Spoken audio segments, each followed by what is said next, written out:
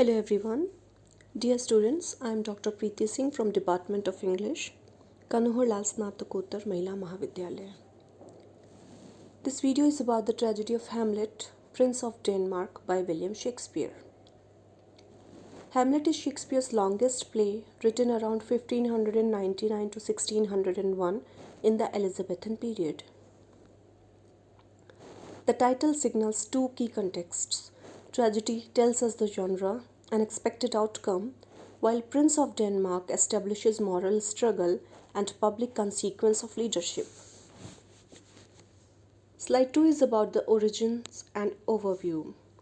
Now there is an important question why Hamlet matters in literary history.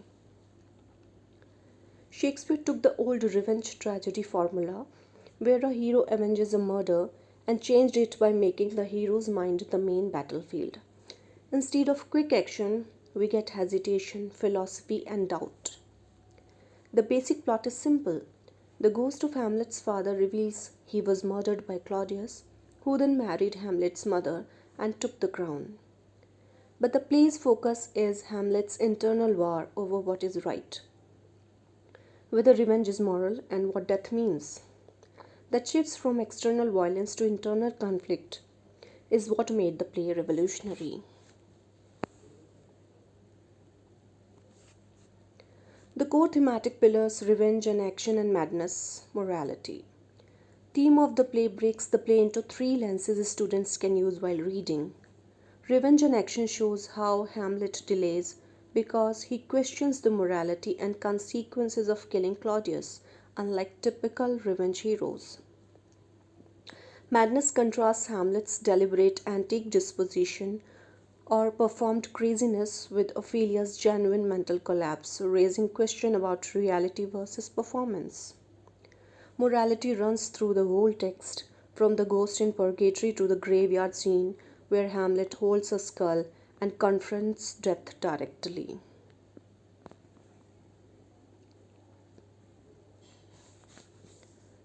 The fourth slide, the central conflict, Prince Hamlet versus King Claudius.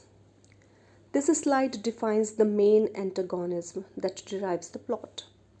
Hamlet is melancholic, intellectual, and paralyzed by moral ambiguity after learning of his father's murder and his mother's quick remarriage. His tragic flaw is overthinking, which stops him from acting decisively. Claudius is the opposite in action but similar in mind.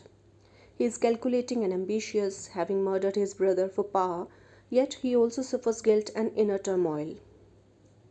So the conflict is not just good versus evil, it is conscience versus ambition, with both men showing intelligence but choosing different paths.